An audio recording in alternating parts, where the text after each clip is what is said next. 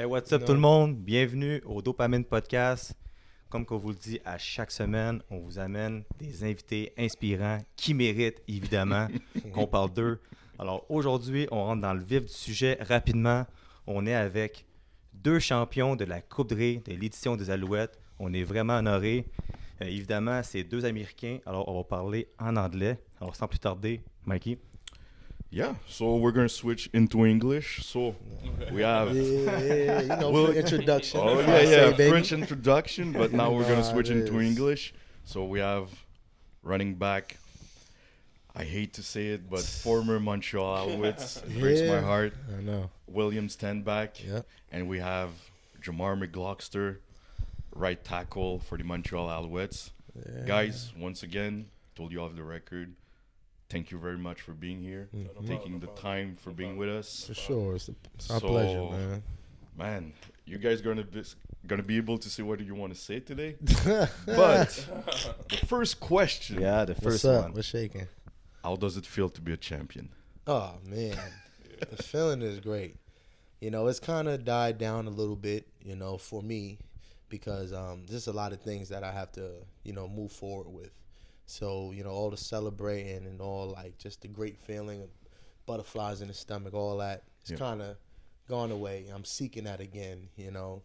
So, well, my mindset is that, you know, I'm not really, you know, too happy about it. You know, I want to try to do it again, you know, where I'm at. Yeah. For sure. Me and the Alouettes gonna try to run it back. Yeah. They're going to try to run it back. But, they're going to try. But, yeah, for me, I mean, I feel like it hasn't died down. You know, I've making some appearances and stuff. Yeah. You know, if y'all seen on Instagram and everything. Yeah. I've been trying to get my face out there more. Still some more things I want to do for the community, but I feel like it's going great right now, man. It feels good to be a champ. You know? It definitely does feel good to be a champ, though. I got the first one That's under my belt. It's legendary. It is, though, for sure. Yeah, That's a fact. It's been a long time, like, speaking as a fan, like I remember we both watched the game together. Yeah. Amazing. little story, I had like a ball hockey game that night when you guys were playing, and at the half I knew it wasn't done. I can feel it wasn't done, you know. And man, seeing the comeback, like, we're gonna talk about it during the podcast, but man, if we can get into there, what was the mindset like for you guys to get there? Not even like in the main game at the Grey Cup, but going through the rest of the season, the playoffs, and then the Grey Cup. Well, you know, just to be honest with you, the method of coaching that we had, you know, Jason Moss, he came in and he had a strong, you know, introduction of just what he wanted to bring to the facility, to the organization, to the, you know, just to everyone here in Montreal. And all the players bought in to what he had. You know, everybody used to hear about, like, some negative things about him, about having tantrums and everything like that. But we didn't listen to that. We, you know, everyone gets a clean slate, you know, depending on what's going on. And he had a clean slate coming into Montreal, and we all believe that what people are saying and what people are thinking about him is not necessarily true. You have to, like, listen to everyone's story. And, you know, just to, like I say, the method that he came in with of coaching, we all bought in and we understood that, you know, if we get this going, we could really make this special. And that's what we did. You know, we had ups and downs in the season, a lot of just adversity that we dealt with. But, you know, we zeroed in and we understood that if we can do this, we can win the whole thing. And that's basically what happened, you know, winning them 8 games in a row. Yeah. You know? I think the turning point was when we signed Sankey. Sankey and Lemon were like big additions to the defense. Yes, they definitely was. You know, when Sankey made that comment, it was like, hey, now we got to show up. You know. Yeah. And I remember the week after saying we got to win. We're gonna win all these games. Jamar, here, please. I know the week after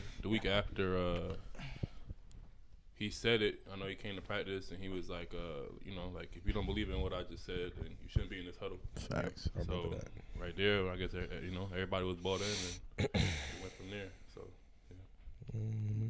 Nice. Yeah. So, And I like also the fact that you said, because we talked about personal growth, it's knowing someone personally. Like the Norse from the outside. You said it about Jason Moss. What type of coach that he was? Like, I mean, like in the schemes, the way that he want you guys to be prepared. I know you guys played on offense, but in general for the team. You know, just being straightforward and understanding your responsibilities and knowing what your job is. You know, and also depending on the man next to you. That's really what we, you know, kind of brought everything up in our organization this year about, is just making sure that you can depend on the person next to you, and just believe that, you know, the more work that you put in, the more, you know, success that you're going to get out of it. And, you know, he didn't necessarily say those words, but that's just the tone that we got from him every time he had a speech to us, or he was telling us how he felt or what was on his mental. And that got us going, like every morning, every day, man. Like we was ready to go out there and practice and do what we had to do, bro. You know, we didn't care about what people were saying about us. We didn't care about no record. We didn't care about none of that, because we knew we were the toughest team. We knew we were the ones that you got to beat us. It was just, you know, our record maybe didn't show that, but, you know, we had the guys in the locker room, guys in that facility, that we can all get the job done. For sure. But real talk. We saw it because we saw, like, after the Grey Cup, there was a couple of clips showing like a day, like during the playoffs, and we can see that the bond was the leadership too. Exactly. Yeah. Like it was to another level. So it was nice, bro. Yeah, I think more. I think this is probably the most closest family I've closest team I've been on. We were like a family, and I feel like our wins and our success came because we wanted to play for one another. Yeah, it didn't care about who was in the front office, who was the coach. I think we playing for each other. You know, like we weren't. There's no cliques on the team. Like I could go hang out with the special teams people, the defense. Like nobody's clicked up. Everybody is just cool with everybody, and we just go out there and we ball out for each other. And I think that's where the success went to the next level. You know, so this team has been like a family to me, especially because, you know, I haven't been home in 2 years, so word. You know what I'm saying? So tripping. So this family is like, you know, well, this team is like my family. So nice. Damn, I hope I'm still your brother though, bro. I hope I'm still your fucking brother, man. Damn, like he is. I know I ain't with the squad no more, but shit, I'm still your brother, man. And now, before I forgot, I don't want to skip that part. Can you, both of you, talked about your path, like getting into CFL, because I know you guys were born in the U.S. Yeah. But just to talk about your path. Like, that's a long story, man. Go ahead. Go ahead. Start it off. I mean, I'm gonna be a little brief, you know, not really get too into detail because, like I said, it is a very long story. But, you know, playing football in Long Island, growing up in Hempstead, going to Uniondale High School, didn't really have a lot of recognition because in the state of New York, you know, football really isn't the number one sport. It's really basketball. Yeah. You got guys that play lacrosse and, you know, the other sports and everything like that. So, you know, if you're somebody that gets up out of New York, you know, with a full scholarship, people going to know who you are. Yeah. So having the opportunity, having the luxury to earn a scholarship to University of Central Florida down in Orlando, it meant the world to me because, you know, all of my years in high school, I really wasn't getting much offers. You know, I was getting just, you know, community colleges. I was getting maybe D1 AA schools, but it wasn't like the big schools that I was seeing on TV. So to go to UCF, I thought it was a great opportunity. I went down there, spent some time, you know, spent about 2.5 years there, played in 13 and 14, 2013, 14, and then got into some trouble. And I was dismissed from the football team, from the organization. I ended up doing another 2 or 3 months of, you know, academics, going to school, going to class and everything, but I just didn't feel for it, you know what I mean? Because I wasn't a part of the team, I wasn't part of the study hall, was by myself, I was lonely. After that, I transferred to Virginia Union down in Richmond, and I had an unbelievable season, rushing over 1,300 yards and stuff like that. And then I had some looks in the NFL, but they was always downplaying my game because of the talent that they say I was playing against. Yeah. They was always telling my people that he doesn't play against anybody. It's no competition. It's D2. But I'm like, you forgot what I was doing at UCF though. You know what I'm saying? Yeah. But it's okay. I ended up getting an agent and everything, and then going to a rookie mini camp to Green Bay in 2017, and then I made the 90-man roster. But they drafted 3 running backs that year. They drafted Aaron Jones, they drafted Jamal Williams, and they drafted Devontae Mays. Then they had me and a dude named Khalif Phillips, who was the 2 undrafted running backs there. So off rip, I had no opportunity. I had no chance to make it at all. Like it was over with. Camp body. I'm a camp body. You know what I'm saying? Yeah. So, and I felt like even when you look at pictures of all of us lined, I'm like, man, I'm the dude that needs to be. You deserve to I'm be one there. of them. Like, let me be behind at least Jamal. Like, got Aaron Jones, he got Jamal, and then let me get right there, third at least. And then work my way up. But it just didn't work out for me that way. I was dealt with the short end of the stick, and after Green Bay, 2018, beginning of 2018, I went to a rookie mini camp out in Seattle for the Seahawks. I went in there as a fullback because they had so many running backs there. I said, I want to just try to make the team any way I can. That's it. Tried out for a fullback. They had a guy there from Michigan. I can't remember his name, but they was just all over him. But he had a messed up knee, and I was healthy. But the fact that they brought him in before me, I still had no chance. So that's when I took my talents to, Canada, came to Montreal. I was on their neg list. And then, I made my name from there in 2018, Oh, yeah. Yeah, I keep on going. Yeah. You did great, man. We're man. I left a lot out too, but you feel me? Yeah. Mine's is like way different. So I was a basketball player in Jersey. I really had no passion to play football. It just happened. My bad. No stress. Dang. But I had no passion to play football. It just fell into my lap one day when I was taking attendance to the office. Oh yeah, and, I remember you told me this story. Dang, my bad, y'all. Yeah. Go ahead. Yeah. Yeah, take your time. You good, bro? You know what I mean? You straight, man. Clear your throat, bro. Of course. Hey, yo. Watch out now. Watch out now, bro. Everybody watching, you feel me? Word. You gotta watch out. I had no passion to play football. I was taking attendance to the office one day, and the Syracuse O-line coach was in the office, and I passed the office, and he came running out. He was like, "What school you going to?" And I'm like, I don't know. Like, maybe go to like junior college, play basketball. He's like, "Play basketball?" I'm like, "Yeah." And we exchanged numbers. Never heard from him again. Never seen him again. Then like a month later, I'm at home. I get a call, like unknown number. Pick it up, and he's inviting me to Syracuse on an unofficial visit. Wow. So I'm okay. Oh, unofficial. Okay. Yeah, unofficial. Go up there. Right. He showed me around, and at the end, him and the head coach take me to the office. Me and my dad and my brother, and they're like, we don't usually do this because this is not common, but for your size, like, and your athletic ability, like, you could be a great football player one day, and we want to offer you a full scholarship, and we'll teach you how to play tackle. So I'm like, yeah, straight out of Syracuse. Yeah. Wow. Okay. And I'm like, well, my dad said yes before I said yes. But,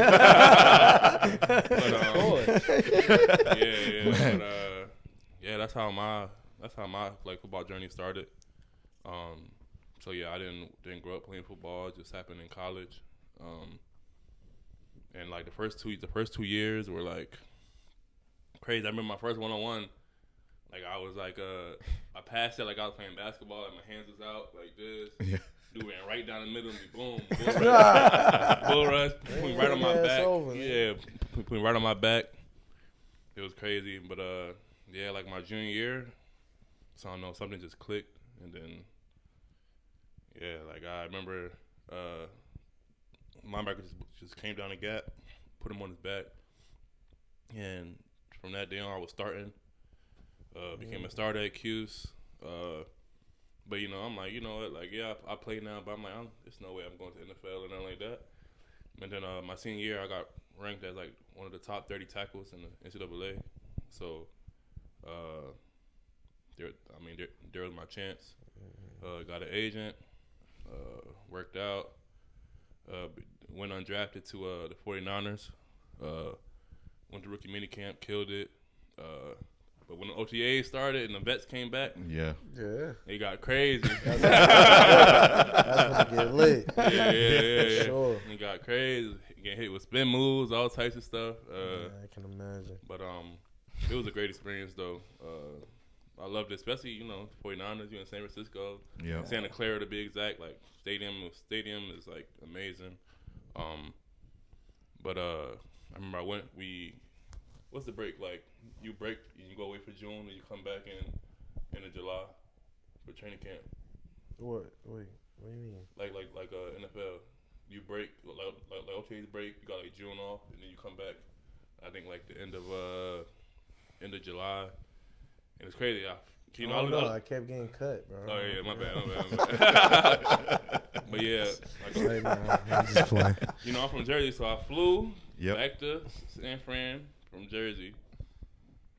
The first day, I go in the morning time for the next day. I fly in that night. The next morning I go in. John Lynch pulls me in the office, and they cut me after flying all the way across the country. Yeah. Bring that iPad. Yeah. Bring that iPad. It was like, we had too many O-linemen. We need more DNs. So I'm like, okay, whatever. So he cut me, boom. Fly back home to Jersey. Then I had like a couple workouts. I ended up signing in Detroit with the Detroit Lions. Went to training camp there. Good training camp. But ended up getting released at the end of training camp. Was home for like 2 months. Got a workout with the Chargers. Didn't sign me. Went back home. They called me like a week later. Said they want to sign me. Went back. I was in the Chargers practice squad. Denzel Perryman got hurt the week I got there. Yeah. So right after the game, they're like, we need a linebacker on practice squad now. So they released me in a week. Went back home. Jeez. Wow. And these Cali teams, I'm in Jersey. It's Cali teams. Right. So I fly back to Jersey. Next the Raiders call. We're going to work you out. Fly back over to Cali, back to Oakland to the Raiders. Oh, man. Work me out. They don't sign me. You Fly all back across home. the nation. 2 days later, Raiders like, okay, we want to sign you. Fly back over to Cali. And I was with the They Raiders. couldn't just email you that? Yeah, I don't know what's going on. Like send that and sign it. NFL's crazy, but they got money. They got money like that. Just book flights. Okay, come back, do this. But signed with the Raiders, and I was on the Raiders all the way until the spring of 2019. You was on a practice squad, right? Yeah. See, you was getting that chicken, man. I wasn't. Man, I got Not cut. in Cali though. Cali Texas is like Yeah. BC Texas. I had a signing bonus, but still, though, I want to see what at least being on practice squad would have felt like, bro. I mean, it's cool because you go against the ones, in practice. Now I would have been violating, You know bro. what I'm saying? I would have been going crazy So, on them, man. Yeah, that's what Running for my life. I was going. And then got released from Oakland. I waited like 3 weeks. I heard nothing. And then Winnipeg called me, and at first I'm like, "What's Winnipeg?" I never heard of Winnipeg. Yeah. They said they want to bring me to camp, so my agent was like, "No, I think you should do it." There's no calls coming in. He's like, and you got released at a bad time.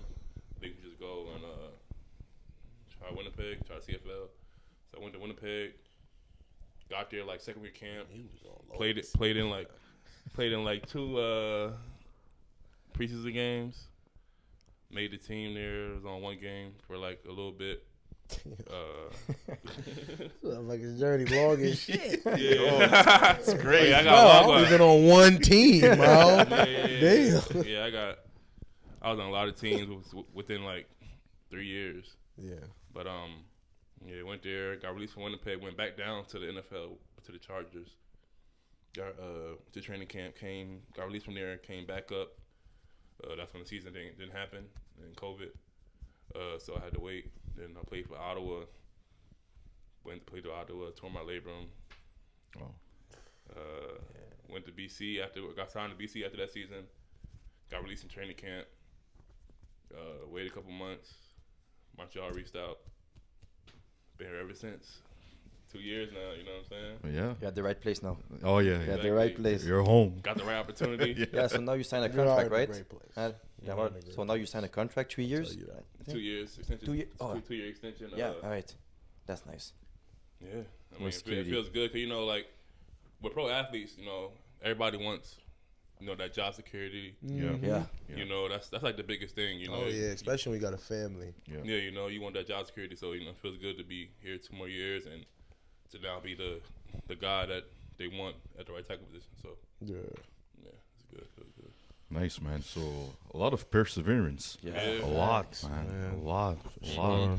So, like you guys explained, my next question is, what was the biggest adjustment that you can make from American football rules and Canadian football rules? Because they're not the same. Yeah. So what was the biggest adjustment that you guys have to make? I mean, you know, truthfully speaking, you do have to sit and learn the rules and everything. And, you know, the officiators come to everyone's facility and talk to the players and coaches about the new rules, you know. But I don't think that I can recall any, like, adjustments that I've made because of my past, you know, just being cut from everywhere. Yeah. I was just so eager to make a team. So whatever I had to do, I was learning it right then and there so I can make this team because I didn't want to jeopardize myself being cut again and not have an opportunity to keep playing the game that I love so much. So, I mean, getting used to how wide the field is, how long the field is, where the field goal post is, you know, learning that whoever touches the ball last or on a fumble, that team recovers the ball, you know, the rules rule. It's so many things that, you know, go into the CFL game that makes it unique. But I don't think it was really anything that I can say that really made me adjust to it because I was fiending to play football. I was ready to just make a team and just get my name out there. So, like, whatever rules that was taught to me in the beginning of the season in that training camp, I was, like, learning it and taking it and running with it. You know what I mean? Yep. So, I'm not really sure. Probably just getting used to the field, though, because you're like, damn, you got all this space, man. We can get busy out here. You know, we could throw the ball way over here, all that. You know what I'm saying? And then also, I would say, like, the size of the football is slightly bigger than an NFL ball. It's a little bit wider and stuff like that, but... I mean, I don't touch it. I feel a line on there. Yeah. But there's, I think, even for offensive linemen, there's that rule. They got to be a yard off the ball. That's Yeah, it. there. Well, Yeah. that, you know, you have to be, for defensive line, you got to be a yard off the ball. Even like people that's trying to blitz or whatever, even when you pressing on a receiver and stuff like that, you got to definitely be a yard off the ball. But, like, you know, I don't know, man. What about for you, though, bro? Like, Yeah, obviously having the D-line a yard off the ball. Yeah. Yeah, mine was You know, probably for the yard off the ball just because, Yeah. you know, down south, you know, you gotta something. you gotta like fly out like when you pass that. Yep. Because you gotta make sure you get to them before they get their angle to the quarterback. That's it. Here, if you fly out, you got a wide open inside Facts. D-gap. Yeah. Yeah. Basically make the inside move right away. And that's So, when I come and I got your back, man. Yeah, You know, exactly. I help you Yeah. out. You know, I got you, man. But I got you. yeah, up here you gotta like really be patient Mm-hmm. and you don't have to fly out. You just take normal sets and just wait for the defender to make his move. Down there you really gotta get out because you got dudes like Von Miller that's ready to. Yeah, man. Von. Get to- Why yeah. you say Von Miller though? I mean, Because his get off is crazy. it is, yeah, but you got. I mean, it's a lot of dudes down there. There's other guys out Every there DN right down now, there, that's a bro, starter. Yeah. that you can Yeah. name. Yeah. But no, my bad. I meant to go back a little bit though. I forgot one major thing, Yep. especially for running backs. We can move before the ball is snapped. Oh, yeah. That's what I forgot to tell you. I forgot to say it. You know, having the ability to move and then not having the defense on their toes and not knowing, I would say heels. You know, having them on the heels and not knowing what you're going to really do, if you're going to run a route here, if you're going to motion over here and then get the ball going that way, or if you're going to be here and then motion this way, get the ball going that way. You can do so many things, and you can be very creative in the backfield when you're able to move before the snap. NFL, you can't do that. Obviously not. You know, so I think that's something that I used to do in my earlier in my career, where I would move around a lot and just see what defensive fronts that they're giving me and stuff like that, and just seeing if, you know, linebackers is shifting over or whatever, and just seeing if it's man. And I feel like that helps a lot of us running backs in the CFL, having the ability to move before the snap. Yeah, it's different. Tell me if you agree, especially like you said on the wheel route, the fact that you can move before the ball it's even snapped. Right, you can get a head start. You're gone. Yeah. And if you're a fast little man, ain't nobody gonna catch you, man. You're gonna be up out of there. People may think they're gonna catch me because I'm bigger, but you know, I'm gonna get up out of there too, though. You know what I'm saying? Word, but you know, I got some speed. Yeah, me too. Even though I play tackle. Nah, he fast though, bro. He fast. Yeah, no, I saw because I analyze specifically on the edges, like rarely you get beaten on the outside. No. Rarely. Ain't Like nobody, if they try you, either they're gonna come with two defensive linemen, or they're gonna try to go inside. Right. And this is where you said that you come in, pound them, yeah, you know. Man, But like you said, like honestly, guys, you got to respect the big men. For sure. There's not a lot of respect on the big men. So. You know, that's why I gotta be getting all these commercials so I can put respect on everybody's name. You know what I'm saying? O-line gonna get that love, bro. O-line gonna get love, man. My O-line, they gonna know, man. They gonna feel the love from me, especially when I go out there in BC, man. They gonna know what's up. You know, make sure I take care of them and all that. Before we come back, like to the years that you guys played together in Montreal, you mentioned BC.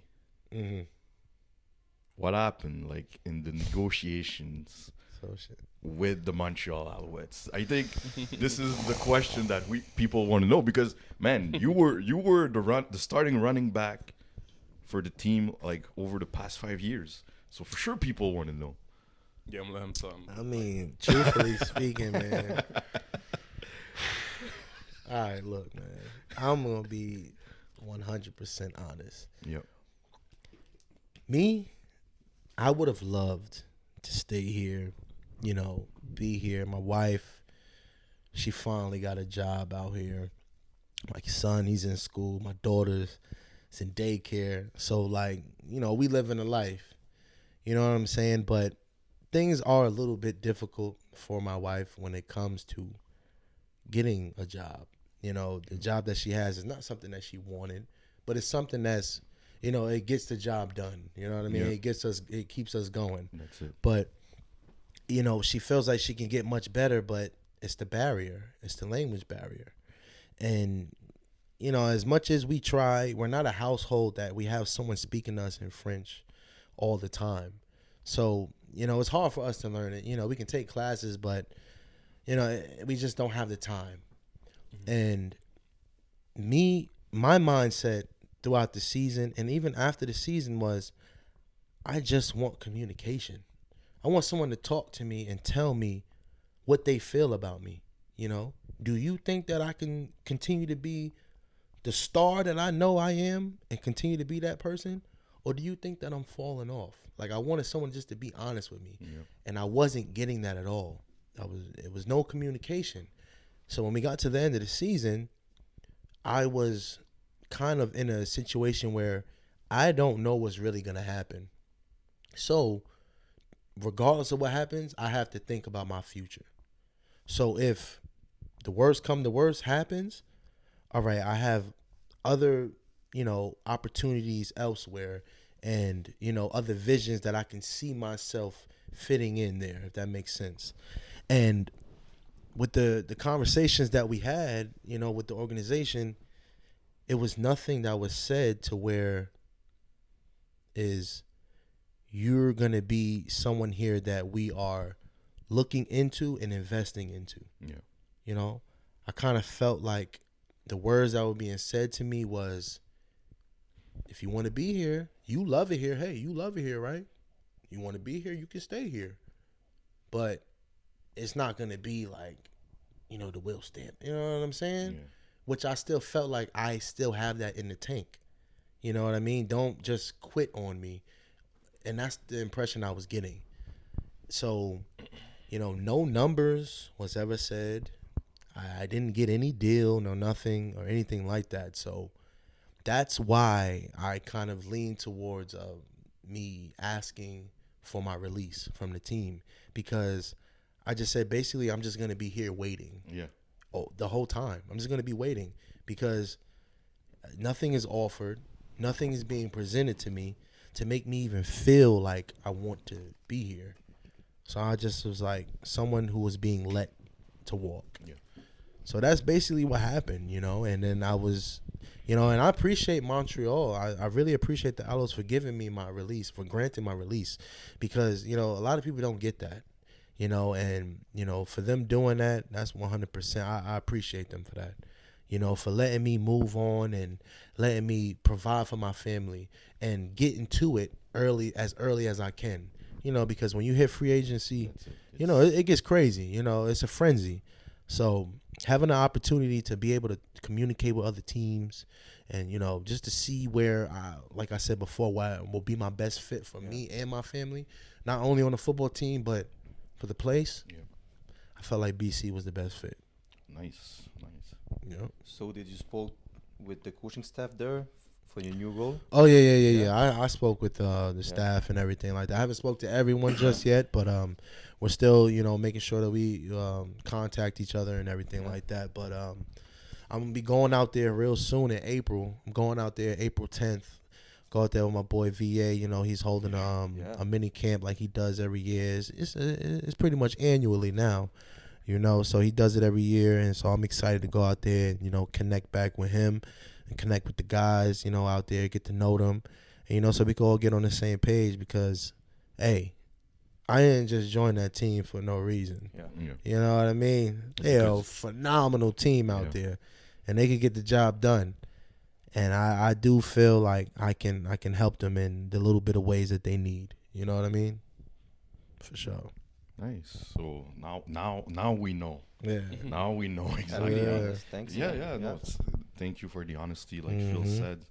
And Jamar, I know it's a business, but hearing that, it's a friend, it's a teammate that you're on the field with on every play, depending of the schemes, but on every play, you guys are together. But how does it feel like to lose him? It didn't really hit me until like when Montreal started doing like the farewell posts and everything like that. Yeah. And I'm like, damn, like my dog really gone. Like, you know, like I really like only got to, because my first year here I didn't play, so I really only got to play with him for like 11 games. You know what I'm saying? Actually on the field with him, you know. True that. You know, and ever since I started and been on the field with him, you feel me? I feel like he had success. You know what I'm saying? So, you know, he was a part of it though. You know what I'm saying? 100%. You know what I'm saying? So it's like, Definitely, you know, like, and then we won the Grey Cup. So I'm thinking we got a good thing going. You know what I'm saying? And then just for everything to, you know, not go as planned, and you know, hey, and he ended up going BC. You know, it's hard. You know what I'm saying? But I understand it's a business. You know, he got a family and everything. You know, he got multiple mouths he needs to feed. So at the end of the day, I'm still always, you know, I'm always support him. You know, I'm always be there or whatever. So Sure. yeah, that's nice to see, man. I can see that the connection, like you guys don't lose that. Yeah. It's nice. It's nice to see that. people that maybe not see it as we're seeing it now, but I really hope that you can show it to other people. Yeah. You know, like the bond that when we say, like specifically in football, the bond that you have for life, Yeah. I think it's more true in football. Yeah. Because man, you guys have seen more than me for sure at the level that you're at. Mm-hmm. But man, I saw guys crying on the field, throw up on the field, everything. Mm-hmm. There's nothing like that in other sports. Nah, I don't think so, man. No. So That's why they say football one of the greatest sports, man. Yeah, man. For sure. Man. They definitely say that. Yeah. You know. Yeah. Une autre question, non? Voulais-tu y aller ou tu... Non, vas-y, Yeah. Antoine. Je vais passer à une. So now it was the part that was a bit more emotional, you know. Okay. we let it like Mm-hmm. we let it go. Yeah. Now let's bring back a bit of memories. Mm-hmm. Like, what was the feeling when you scored that touchdown on that run in the Grey Cup, Oh, and you, man. Jamar, being there, blocking, seeing your guy bring it to the house? What was the feeling like, contributing? Like, Oh, no, man. It was if you want to call a little. Yeah, man, that was a great feeling because they was I didn't up see what it. 10 points I at didn't that even- I didn't time. even They see was it. up 10 I hit points or big hill, and I something. try to look up. I'm like, oh, like he's still going. Then Yeah, like they was up, and I was just thinking every time I touch the ball, I'm trying to score. You know what I'm saying? I ain't just trying to get a first down or nothing like that. And I just seen it open up. I seen my boy Jason Tuck. My bad, Tuck. You know, he went up there. He made a block. Yeah. He opened it up for us and everything like that. And I was just trying to hit the pylon. And the next thing you know, I just seen color to peripheral vision. And I'm just like, yo, they right there, but I got to get to this end zone. Yeah. You know what I'm saying? And, you know, they had a good angle on me. You know, those guys are lighter in a defensive back position and everything like that. So me just trying to, like, skate up out of there and get out of there, like, bro, I was running, you know? And, you know, at first I kind of thought, like a part of my body touched the ground before the pylon, I knew he before the scored, end though. zone. I But, already knew he scored. like, just the way that it was feeling, I was like, man, they're not going to take this from me. This is touchdown. yeah. You know, so I was just happy just to get, you know, the team a little spark and everything like that. And, you know, we got it going after that. We had momentum. And, you know, we at the end, we got the job done. So, Yeah. you know, So that what's touchdown meant a lot. Yeah, so what's the first thing that came in your mind when it ends? You think about something, about memories? After what ended? After the The game? game ended, yeah. Man, I was honestly, man, I was thinking about my parents. Yeah. Thinking about, like, my family, my wife, my kids, all that. Yeah, the journey. Yeah, The journey, just right? like Yeah. just the hard work that, like, we put in, because, you know, I've been in Montreal where we had losing seasons. Well, really the only losing season was 2018. After that, we was in the playoffs every single year. So, you know, just to have that feeling of, like, finally making past the first, the second, and then getting to the Grey Cup and then actually winning it. I'm just like, Crazy, yo, man, like, Yeah. I got a ring now. Yeah. You know what I Once mean? that coming, Finally. that's crazy. Oh, And there's yeah. people that's been in this league that ain't Years, got ain't got years nothing. and ain't got none. Like, you're very fortunate Yeah. to make it. And the CFL is very hard. It's only 9 teams. You know what I'm saying? Everybody going at it. You know, some teams might have a losing record one year. The next year, they the best team. Mm-hmm. You know what I'm saying? So you never know what you're going to get in the CFL. And that's why I say the CFL is so unique compared to the NFL. Yeah. You know, you got 32 teams and everything like that. A lot of teams. That's a lot Yeah, of yeah. So, like, you're going to probably have the same 4, 5, 6 teams that's nice every single year. Yeah.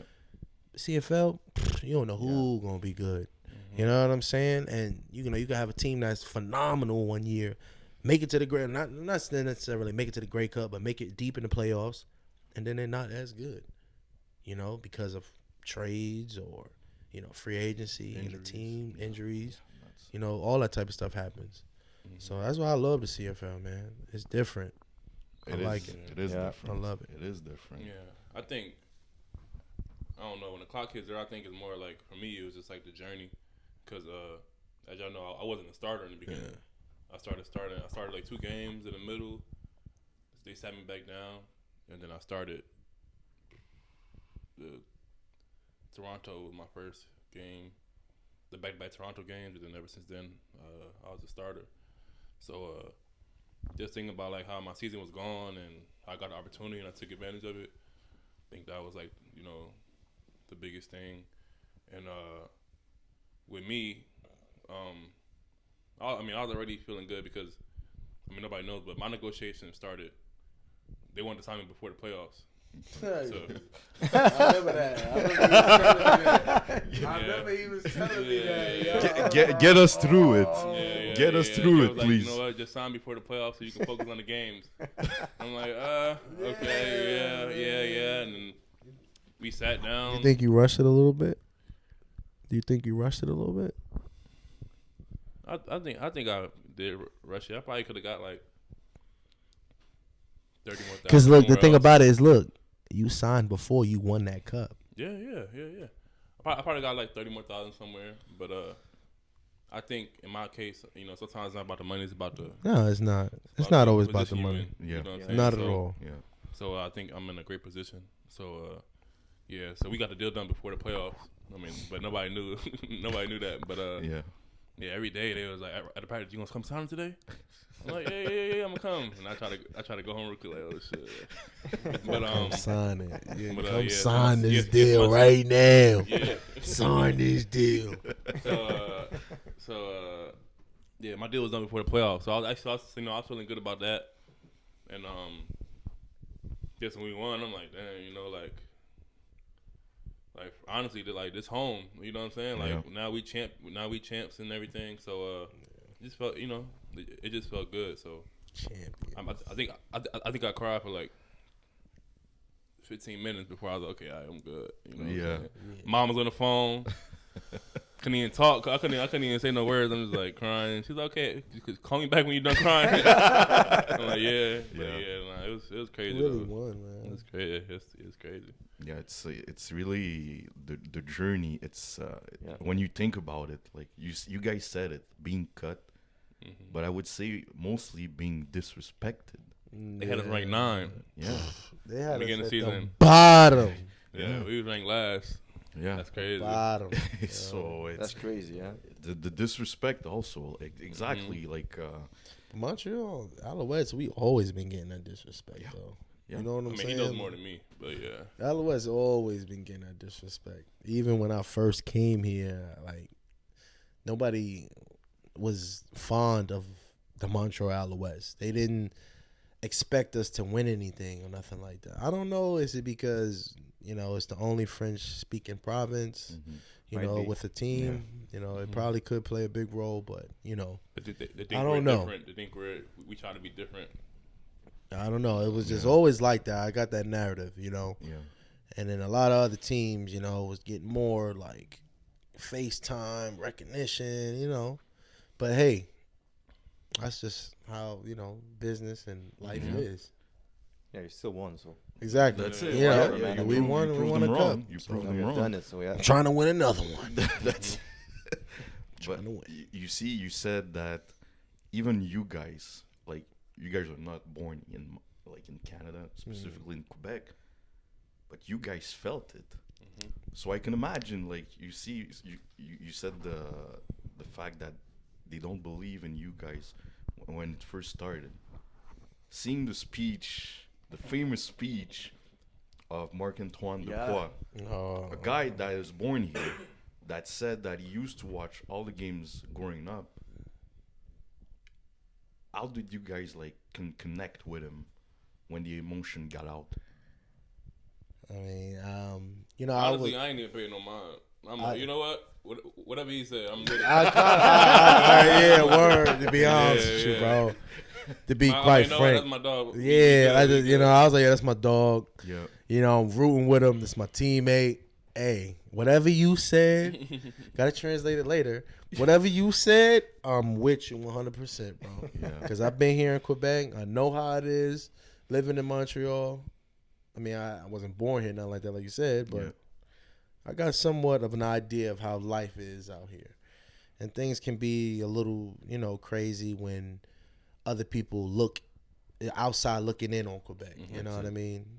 So, I'm with him 100% on that. It was crazy because I don't understand how you have 2 teams playing already on the the guide, crazy. On the channel guide, saying Yeah. it's going to be this team and this team playing in it when this game hasn't even been played yet.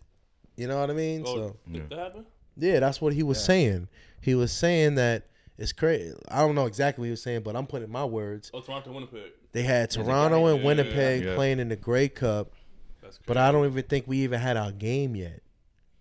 You know what I'm saying? Because he said he was seeing it in the hotel or something like that. Or something. I forgot. I don't know exactly. I don't want to Yeah. be There wrong was and no everything French like that, nowhere? but it was no French nowhere. Nowhere. Yeah. Because when we got there, it was no LCF, nothing. Yeah. You know what I mean? Yeah. So I'm like, I even noticed it. But like, you know, I can't really say nothing because, you know, I'm American, I'm English. So that's not my first thing I'm looking for. But I did notice it. Yeah. You know what I'm saying? I'm like, time out, bro. What? We Montreal and y'all ain't got this, you know. So I noticed it. You knew something was wrong. Yeah. And it's because us, the way that we saw it, it was the reporter from RDS who posted it, I think, on X. He posted it that there was no French banner of the Grey Cup. Yeah. And that's when it came out. And then it became like a bigger story. But speaking of that, what was the message that was transcending in the locker room? Like, because we talked about disrespect, being disrespected, but this is another level of disrespect. Yeah. So how did you guys manage it in the locker room through that week going to the Grey Cup? I don't think we paid enough. Yeah, I don't think we paid any mind to it, really. Yeah, we we just paid kind of no mind. ignored it. You know what I mean? Like, we noticed it, and we kind of just all put that into the memory bank and just took that with us into the game. Yeah. And was just like, F everybody. Yeah, no French stuff, but they still got to beat us. Yeah, exactly. Yeah. They still So, got to strap up on Sunday and get to it like us. right, So you know. So I don't think we really thought about it too much. We just went in there with the mindset of like, all right, y'all don't disrespect us. You know what I'm saying? We're going to do what we got to do. we at that point we was used to it, so it's not like it wasn't nothing new. Yeah. it was- Everyone doubted And, Alouettes. and we've been in league. what's the word, overcoming everything all season. Yeah. You know, it has ranked 9th, and now we already in the Grey Cup now. So obviously that didn't work out for them. So at that point we just like, well, we'll see on Sunday. So. Yeah. Okay. No, that's good. So outside football, what's the best thing about Montreal? Yeah. Food. Yeah. Exactly. Food. Nah, real shit. My bad. But the food, though, you know? Like, I got a list. yeah, we Go got a ahead, list. man. Yeah. I got a list. Hold on. I got the list right here for you, bro. I got the list right here for you, bro. I got the list for you. For the viewers He that closer. Yo, maybe so that don't boom. know, even for myself, because we're not often like in the West. Did you just put something in it, too? I think you just added I something. did. So we got a whole list right Oh here. my So God, I got to turn okay. the camera a little Yeah, bit. yeah. Oh. Show it. Well, you know, we got a little list, Montreal food spots that we go to. And then everything that's, you got the green check is where we been to. You feel me? Okay. And then we got different spots too. My man, he got Ottawa on here. He got Jersey. We got New York City. We got everything. I'm a big foodie guy, so. But yeah. I mean, you could tell. You know, But it don't matter though, bro. Yeah, but play by the You position. can move that the you're weight playing good on. though. You Yeah, good. yeah. Don't matter. But yeah, I say the food. Yeah, the food, man. And I feel like from us being from the tri-state area, Montreal is not far from it. No. So I mean, besides the French, like it's easy to get adapted. Yeah. You know, with the metro, you know, in New York, you know, we had subways and all that type of stuff like that. So it was just kind of easy to already just adjust to. And then the thing about it is, like, the metro system here isn't very big compared to New York, Manhattan and New York City and Brooklyn and all that type of stuff. It's not the same. So, you know, learning just the orange line, the yellow line, the green line. I'm learning that. It was like easy. that. Yeah, it was easy. I'm on a little island right here. Okay, it's quick. Yeah, like being downtown with all the people, I'm like, I'm used to that. Yeah. Yeah. That's nothing. But All one-way streets and stuff. I forgot what the question exactly was. The But best thing about Montreal. I'll probably say the only thing that I don't like about Montreal, Yeah. man, the construction. Obviously. The construction. We're known for that. I know. Unfortunately. I know It'll be why, an orange but cone on the street for like 2 years. Yeah, you know. bro, it's the same ones. I know. But then the street, the next block will be full of potholes. Yeah, for real. Like, So yo. I'm like, wait, what's going on? Like, Yeah, it gets crazy. Yeah. You know, and then the traffic can get a little wild too because of the construction. Yeah. You know what I'm saying? The roads being blocked, the detours, all that type of stuff. I mean, that'd probably be the only thing I don't miss about it. But I'm gonna miss the food. But I mean, I'm going to BC though. I'm being in Vancouver. Yeah. It's gonna be nice over there too now. I heard You the know sushi what I over mean? there is good. I'm loving it. My wife loves some sushi. No. You said sushi? Yeah. I love sushi. She like crab legs. Yeah. Crab Word. legs in BC. Right. So, We're going to see what's up. Yeah, you man. know, I got to find me a nice little spot. They're going to know me. Stanback is here. But on that subject, Yep. question for y'all: what's your favorite food spot? Oh, Montreal. Montreal. Man, you want to go first? Oh, man. Because, man, There's a don't know place my on favorite Jean Talon East called Milano's. Milano's. Yeah. That's Okay. really I don't- good. That's Yeah. like sandwiches. Yeah. Salads, yeah. I've heard of it. Like of pretty it. healthy. Okay. Quick, you go in, go out. For me, it's go So, to like, place. is your favorite food, though, because he asked you, he said, like, your favorite spot. So, your favorite food is like sandwiches and stuff like that? me steak. Yeah, Yeah, steak. Steak. Yeah. So, what's your favorite steak spot then? Because I ain't gonna lie, when I first got to Montreal, I used to love the Keg. Keg Yeah, was like Keg, universal yeah. damn near. yeah. But I like Gibby's. Gibby's. Oh, yeah. Right. Okay. I like Gibby's. It's more in the And west. yeah. Yeah, Well, okay. no, Gibby's is in Old Old Port. In the old port. But Okay, I have yeah. Ribbon Reef right around the corner from my house. Right there on DeCary. Yeah. I got Ribbon Reef, and that one just jumped the charts too. I ain't gonna lie. Our man just opened up a steakhouse too. Oh yeah, my man Desmond for Yeah. sure. I gotta go to his spot, man. I've been telling him I'm coming through, How you Des. I pronounce it, promise you. I don't know, you were there. I don't know. I just went. But you know, Yeah. I might be, but it's like Sel Noor Steakhouse, but it's on Sherbrooke. Yeah. I went over there the other day. I got tomahawk, lobster tail with the 2 shrimp. Mm. Yeah, How much was your plate, bro? it got crazy. How much is the plate? How much was your plate? $230. Your plate $230. all together, or just by yourself? Oh, all together, because it's a tomahawk for 2. Okay, so it was a okay. tomahawk for 2. All Okay. right, okay, you got the tomahawk for 2. Yeah. Okay, Yeah. yeah, that's what me and wifey did when we went to Fitzroy. Not Fitzroy, Fishbone. Okay. Thinking of shooting pool. Fishbone is good. Fishbone's good. It's a little pricey though, but gangsters, you gotta watch yourself. How about you? Be careful. Yeah. My place, Yeah. man, because like I said, guys, I'm not often in the West. That's going to sound crazy. Yeah. My go-to place, it's Daily Hogs on Jerry. Oh, yeah, it's good. How you say it? Daily? Daily Hogs, Hogs Daily. Okay. Yeah, Hogs Daily. What kind of food? It's like a Every- diner. Yeah, It's everything. diner. Yeah. You have, maybe not like the steaks that you can find at kegs, Yeah. but you have everything. It's good. And you have, if you go there, you have to try the chocolate chip cookie with ice cream on top. Man, I'm gonna have to eat that after dinner. I want food first. No, but this with their burgers after, Yeah. man, it's the perfect Oh, match. okay. It's the perfect match. So that would be my place. All right. Yeah, because I'm a big dessert guy though. Yeah. I would say- Yo, we got it's a dessert Hashtag your that we stories, gotta yeah. try. It's by my place. It's called Table 51. yeah. What's the dessert that costs like $50? It's like $50. a big. They got a brownie, glass. ice cream. It got all Yeah, different everything types of is you stuff share inside. though. And I'm trying. We supposed to get that one day, but we never did it. Yeah. Yeah, no, Table 51. Yeah, I know. You know it's, about Table yeah, 51? yeah, That's yeah. where I live though. Okay. I live like DeCary. I live by the Walmart, DeCary and Jean Talon. Okay. Yeah. I live in Griffintown, so I'm close to everything. Yeah. So, Yeah. My spot.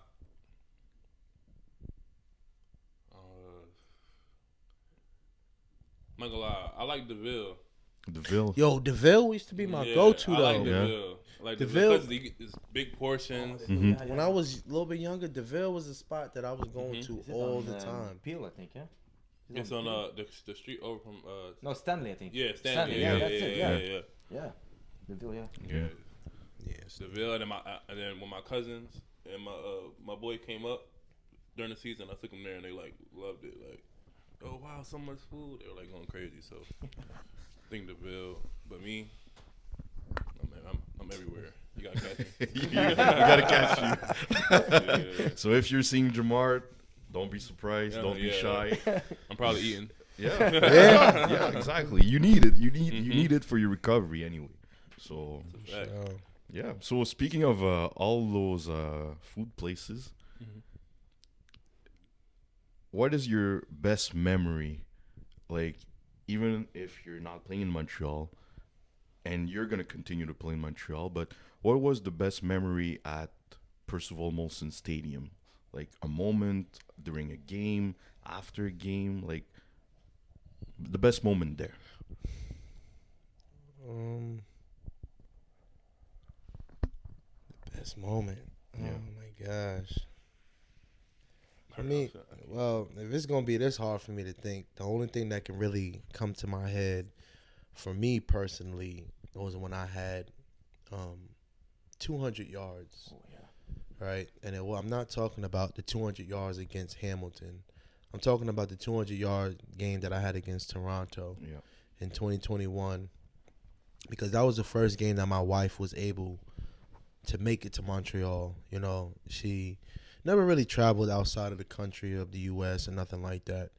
It's just state to state, wherever, like, her parents decided to travel. So, like, her coming to Montreal was big for her in general. Mm-hmm.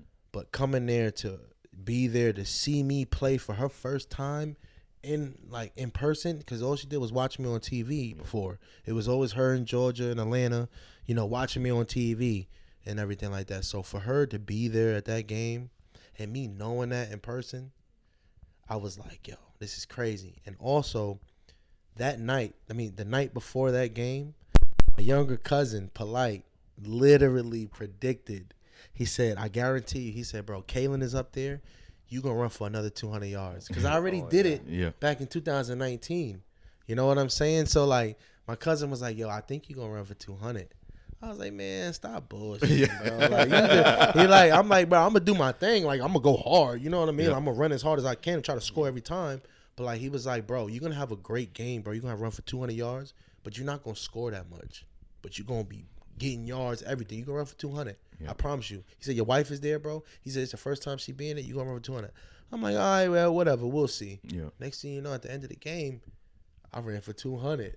And my wife was there. I only had one touchdown that game, though. Yeah. I didn't have a hat trick, but I ran for one touchdown. And I was just like, yo, I think my wife is here. My cousin just predicted it. This is her first time seeing me play in person instead of being on TV. So I think that'll probably be like my most memorable moment being a part of nice, man. Awesome. I don't have a lot. Mine had to be the Eastern semifinal because that was like the biggest. At that moment, that was the biggest game of my career up here. So probably that, and also because I didn't get beat not one time. Nope. Yeah. Not one time. I think it was like 36 dropbacks. I didn't get beat not one time. So. It proved my points. Bro, Mark, points. And we saying it here, bro. Jamar McGloster is going to be an all-star. Oh, yeah. In 2024. Yep. I promise you. Oh, yeah. Swear to God. Oh, yeah. God. I'm going to clip this after. I bit. Oh, yeah. There you go. All he needed was his opportunity. That's it. All he needed was opportunity. He got it. Oh, yeah. And I promise you he's going to take it, and he's already running with the shit. Oh, yeah. Sign of work. Watch. Yeah. And now, you guys are champions, obviously. Like we said, how was the parade? The parade. I've never been a part of nothing like that, so it was like, I'm like, yo, like, this is what it's really like to win. Oh, now we got to do this again, like. But that's what I'm saying. That's why I said earlier, I'm seeking it again. Yeah. I'm trying to have a parade, man. I'm trying to be Sorry, brother. I'm trying to have a parade in Vancouver, wherever they trying to have it at. Yeah. I'm trying to be. The thing is, though, the Grey Cup is NBC next year. Yeah, that's it. That's you know how lit. Bro, we striving. We striving for excellence. I'm telling you, we coming with it. And I'm speaking that as a newcomer coming to the organization. You know, getting ready to learn the culture over there, learn what everything is. You know what they got going on, and I'm ready to buy in. You know what I'm saying? And like, bro, you seeking it too. Everybody's seeking it. That's everybody You know go. what I'm saying? Yeah. So, hey, I'm prepared. I'm ready. I mean, That feeling for the parade. Yeah. It's something that you want every year. Every Yeah. You year. know what I mean? Yeah. It's the fans, the people. yeah. Just congratulating you. Just showing you the love that you just wanted. Everything Mhm. is just there for you. Free Yeah. stuff. I never knew how many fans we had. Like, I'm like, what? Like, this is It was crazy. more than I don't want to say like false thing, but it was like I think more than 10,000 for sure. Oh, I think No, so. more than that, I Way think. more. Yeah. For sure. Way more than that. It had to be like maybe like 30. 30? Okay, okay. 35, maybe. Same It place. was, bro, the maison that.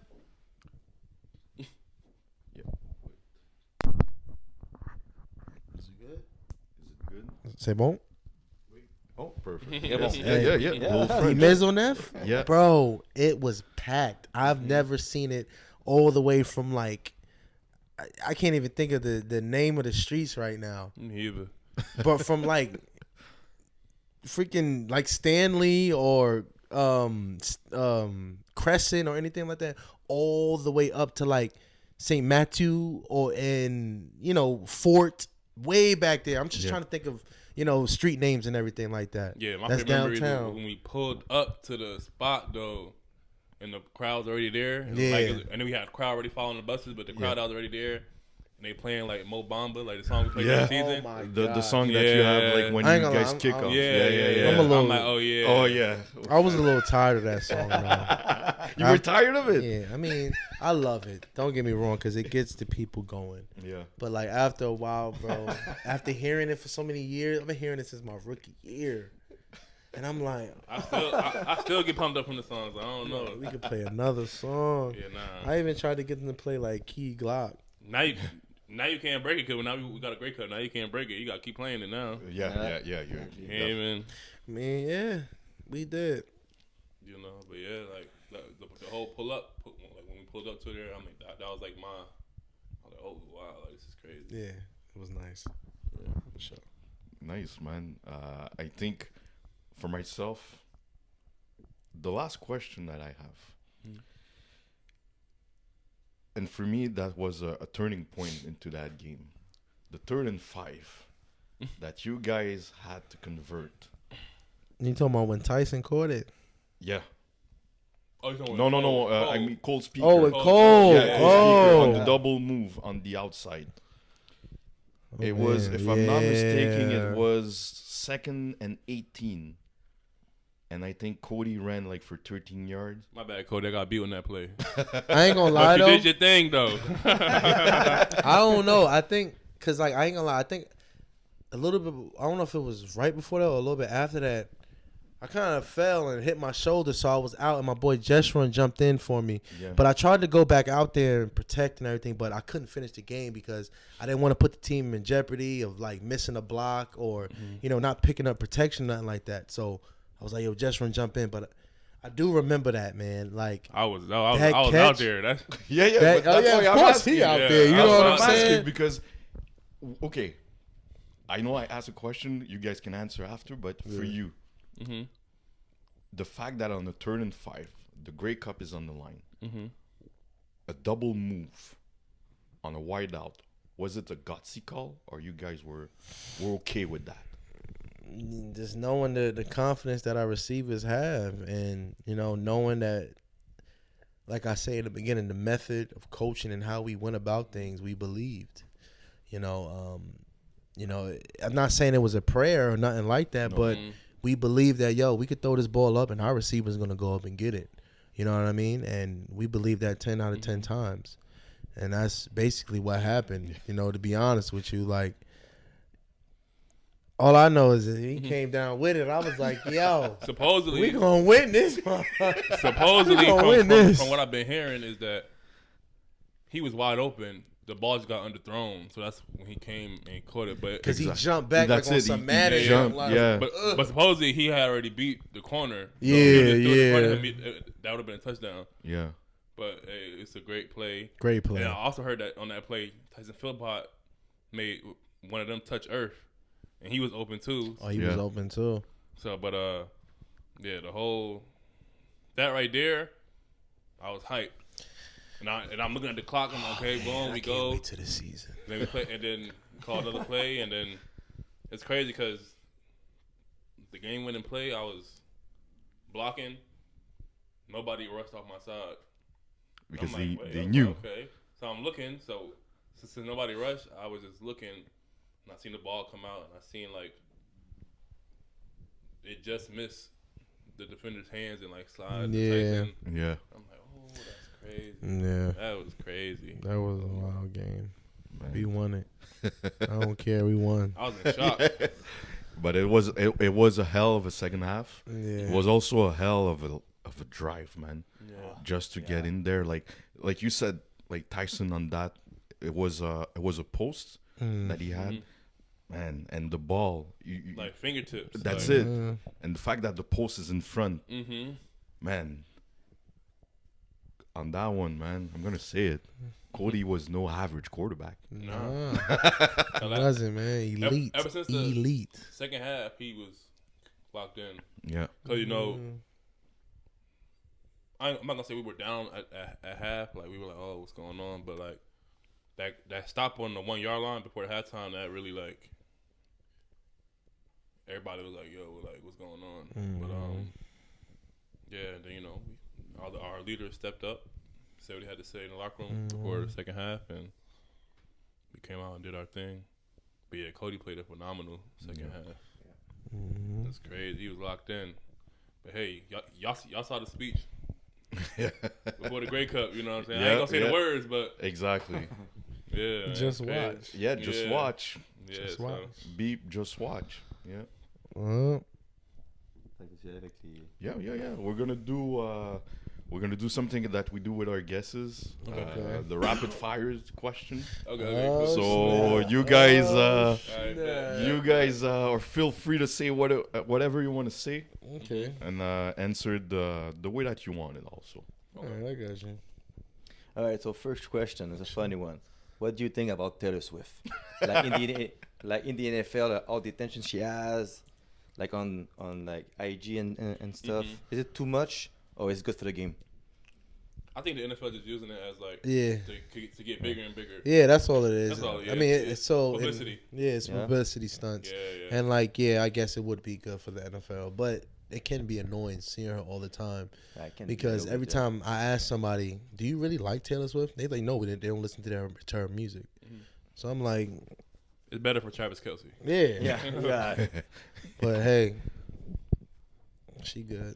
She all right. They won, huh? Yeah. Right. yeah. Yeah, I got one for you. Uh-oh. One of my buddy at the gym, his name he's a big fan of yours, Okay. and he talked to me about your YouTube's viral clip, UCF, when you catch the ball, you were Oh. running and you hit the corner. Oh, So yeah. what do you think that the corner remembers that play?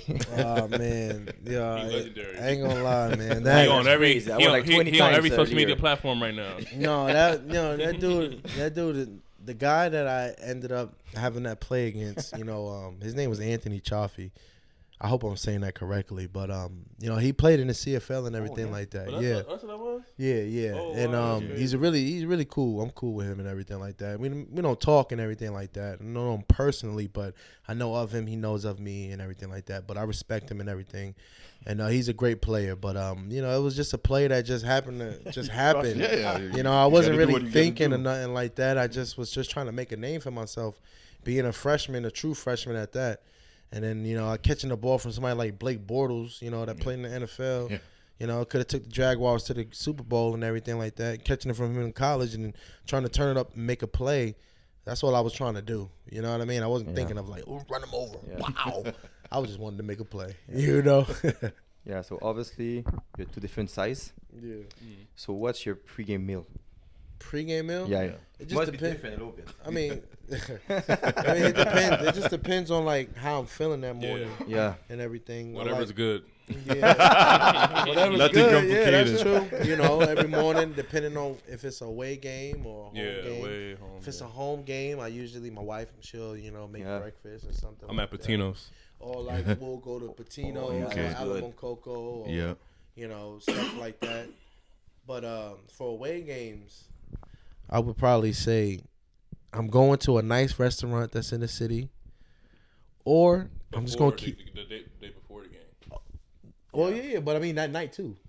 That night I'm eating dinner. I'm eating great that night, and that morning I'm eating good too. Yeah, I'm saying though. Or it just depends on my mood because sometimes I go take a walk just to get my legs going, get the blood flowing, take a nice walk in the morning, and then I'll just stop at like a Tim Hortons, bro, and then get me a nice bagel, cream cheese, or get me a little bacon, egg, and cheese. I really would get a sausage, egg, and cheese, and then I would add bacon and everything like that because I want both, of course. But So that would be the pregame meal. that would probably be the pregame meal though. Whatever's good. If I'm home, I'm at Patino's. Yeah, when I'm Away. home, it's probably like a nice restaurant or just something the simple. day we get there, the O-line usually goes out. Yeah, they go out. They never invite me. We're all, I mean, that's what O-line do though. we O-line we like to eat. So I mean, O-line gonna do that. We go get like the biggest steak in the city. Yeah, sometimes facts. and stuff like that. Yeah. So like in Hamilton, we got. I think like two of us ate like almost like a 40-ounce steak or something like that. Bro, I remember one year. No, not this past year, but the last. Not this year in 23, but 22. Yo, y'all spent like how much? Like 3,000, 4,000 on dinner. Yo, like an O-line dinner. Yeah. I went to Grinder and went crazy. You even gotta do that. That's crazy. They spent like close to 6 racks. But we have a fine system. Yeah. Oh yeah, the fine system. Basically, all the penalties during the year. If you give up a sack, if you do anything, if like rookies get fined just for being rookies sometimes. You know what I'm saying? So at the end of the It's season, another one. Hold on. It's another one. Like if people trying to come into the room, and if you don't knock, I got that one. I got that for $10, but that was my only $10 throughout the season. Yeah. I just didn't knock on the O-line room. Yeah, you got before coming in. Before you come in our room. If not, that's $10. Yeah, they It's got a me, $10 bro. fine. I was So like, damn. everybody gets fined for something. And at the end of the year, all our fine money goes to an O-line dinner. Okay. Facts. Usually it's almost like four racks. Yeah. Let's go. Oh, but that's good. That's good for team bonding too. Yeah. My old coach, Andre Bolduc, Yeah. who used to coach for the Alouettes and everything like that. We used to do that and everything. We used to have fine money. You went to Grinder too, though. Yep. You used to play. Yeah. there. Yeah. So my last question: What's the funniest prank that you've seen this year or in your whole career? Funniest prank, I would probably say, because to really think about it, any pranks that was done on anybody, like coaches, players, anything. I'd probably say one time back in 2019, it was like a Halloween prank, They had some of the players, not the guys who was like dressing, the guys that like 6 game or whatever. And then they had some of the staff who were like dressing up in like these, scary costumes and everything like that. And then I know when we would be coming in from, practice and everything, they would have like some of them in like the baskets where we put our jerseys and everything. And I remember myself, and it's actually caught on video. It's on not Twitter, but X now. Yeah. It's on X. It's like you got to scroll down and everything like that. They caught me on camera when I was about to put mine, and then it was my boy Jeremiah Johnson. He was my old teammate, my running back, and he jumped out and he scared me because like I'm just walking over there to put my jersey in there. I'm not thinking nothing of it, and then some dude just pop out and like he caught me on camera. I was a little nervous. I was getting scared. I can't lie. So like I'll probably say that was the only prank that I could remember. Really that was funny. With the Alouettes and everything. I got one. It was jokes though, for sure. So this year, every week, my O-line coach dressed up as like. But is that a prank though? It's funny though. It's not a prank though. That's it's just funny. like It's some yeah. ritual. Like, bro, that's what he do. Like, you know what I mean? Like, yo, man, LBJ, yo, he one of the greatest players, coaches I've probably ever had. You know what I'm saying? And He just dressed up as like different people every week. yeah, that's So so like funny. 1 week he'd be Moss, another week he'd be like a baby in a diaper or something like that. Like Straight in the locker And room. then some stuff that was a little bit explicit. You know, like stuff that like you like, yo. Like, what is he doing? Really? Like, one week he was like, what was he, like a samurai or something? Yeah. And, Yeah. Karate Kid, like all types of stuff. What was the other one? He was acting like he was submissive. Oh, Like, bro, like, Oh, bro, yeah. he dressed up like he was submissive. Oh, yeah. Bro, that's my dog, man. Yo. Yo, that shit was the funniest about thing I've probably ever seen. For like, Every week he was saying, like, we used to just wait, like, hold on. and it was before our walkthroughs. yeah. Like, it was the day before the game or Yeah. the day before. I mean, the morning before we travel. yeah. So that's what it was. It was our walkthroughs, and he would dress up as different people and stuff like that, in the organization or just people that we just had inside jokes about. Yeah. And bro, like that's what kept us going to. That's why the Yeah, it was Alouettes is the funny, yeah. Alouettes. You Yeah. know what I'm saying? Yeah. They're gonna always have their own little traditions, and like, you know, being a part of that, it was really cool though. You Oh know? yeah. Man. So like, yo, the pranks, you know, now he bringing that up, I'm thinking of more, you know. Yeah, it was cool. Man. So guys, thank you very much. Oh yeah, Thank for y'all, sure, thank man. y'all. Oh, Thank man, you. Thank you. We are very grateful for the Mhm. time that you gave us tonight. And man, we wish you guys the best. Oh yeah, Staying healthy, Thank you. have fun on the field, thank you. dominate. Yeah. Of course. And for sure, when you're gonna come and play in Montreal, Oh, we're yeah. We're gonna gonna be be there. there. We're gonna be there. We're gonna When be I play there. y'all in September, I have no idea. I don't look at the schedule. All I just know- show up. I'm going for 200 Oh, you're Oh. he called it. Called He it. called it. He called it here, man. straight like that. On the Dopamine Like, podcast. You called that's it. how I'm coming, bro. That's gonna be He- another clip. He can get, look at this. He can get 200, but he got to win the game. Oh. Bro, we lost. Cause Let me not even say nothing. Let me 200, stop. 200 in the L is I mean, It's gonna- individual success. I ain't gonna front. If I get 200, we can win the game, bro. You know VA gonna throw for about 1,000 yards in the game, yards, bro. man. You know, man, receivers is going crazy. Man, Hey, our defense. O-line is moving everybody out the way. We Hey, going no. crazy.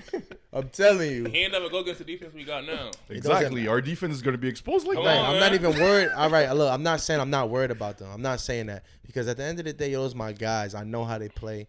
I know what they gonna bring to the table. It's all about who gonna want it more at the end. That's all it is. Yeah. You know what I'm saying? Because they ballers over there. You know what I'm saying? I play with these guys. I play with the guys that been in the organization for years now. You know what I'm saying? So I ain't looking at nobody, no less, no nothing like that. You know what I mean? I'm not taking no credit from nobody, no nothing, but you know, I already know it's gonna be a battle, and it's gonna be Yeah, we're fun. gonna be there. We're gonna be It's there. gonna Oh, be yeah, yeah. so fun. You know what I mean? We're gonna Yeah. all have fun. We're gonna be out there playing. We're gonna be flying around. You know what I mean? And then make the best man win. That's That's it. all it is. But it's all love at the end of the day. Yeah. Or maybe a Grey Cup game. Yo, Yeah. That'd be I amazing. mean that'd Oh. be crazy. I'm gonna call this Eastern Final is gonna be in Montreal. Oh, okay. Oh, Eastern okay. Finals? Oh. It's gonna be in Okay. There you Montreal. go. Go win that jump. Okay. Go win the East, man. Go Okay. win the That'd be East, amazing. bro. Go win the East, man. Because you know what's crazy? That's what with me being a part of the Alouettes. That was the plan my whole career since I was with the Alouettes. Trying to win the East. Yeah. Win the East. When I was with Gahari.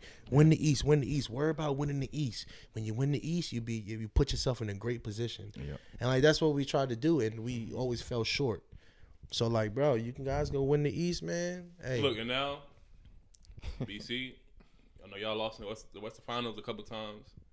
Now you got no excuse. Now you got him. So, Yeah. Yeah, No exactly. excuses. Exactly. No man, excuses. chill, Excuse. man. And So I'm just gonna do my best, man. You know what I mean? Do whatever is asked of me, and make sure I'm the greatest teammate I could possibly be. That's all that is. I love that. And for our viewers, we have viewers also that are watching us that are a bit younger, even if they're a bit older. A word of wisdom to end it that you can send them, that maybe sometime they're facing tough times, and just tell them that it's possible, like, to overcome those obstacles. Well, you know, truthfully, everyone in the world is going to have some type of hardships in life, and they're always going to go through particular obstacles that's going to put them in a position where they may feel like they can't go anymore, they can't move forward. But you always got to understand that it's people out there that care for you and the people that love you.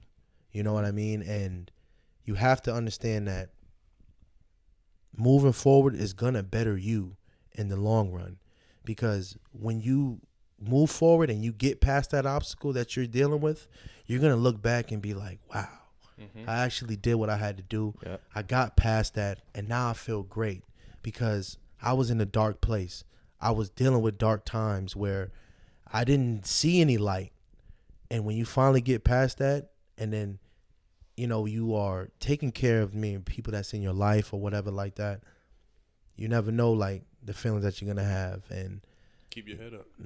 Exactly. Yeah. You know, keeping your head up. And I'm speaking from experience of, like, losing my parents and not knowing what I really wanted to do, because that is my world, my mom and my dad. You know, it's crazy that, you know, as soon as my parents passed, I knew I was having a child. You know what I'm saying? And that is what made me keep going, knowing that, like, I have more to live for. I have someone in my life that I have to be there for, and it's my kids. You know what I mean? So, you know, I don't even know, man. Life is just, it's bigger. It's crazy. Yeah. It is.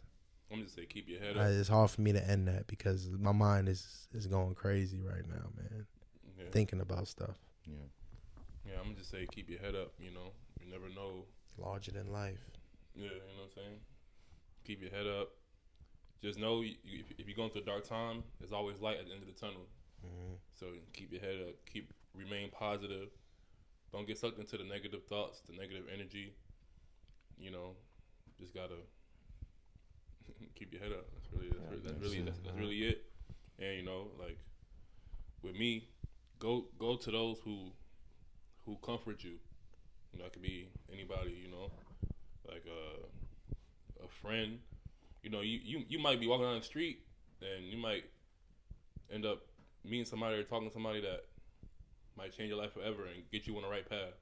You know what I'm saying? So, yeah, just remain positive, you know, and do what comforts you, control what you can control.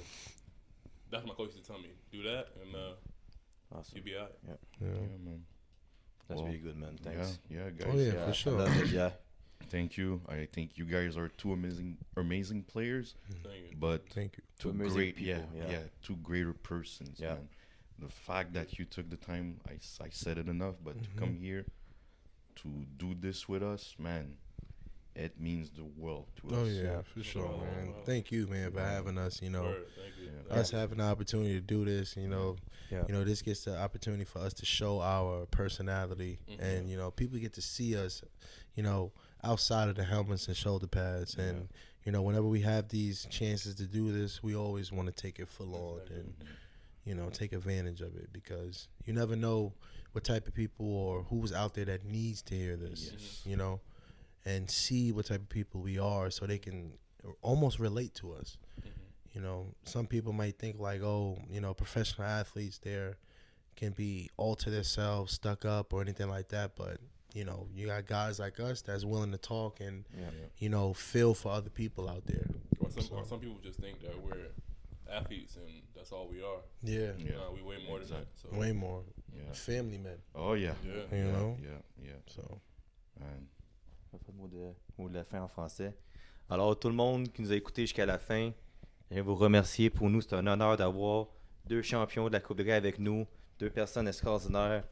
Comme on vous l'a dit, on veut vous amener du contenu de qualité à chaque semaine. Puis nous, en ce moment, on vit le rêve. Alors, merci beaucoup et à la prochaine. Merci beaucoup, Montréal. Yes.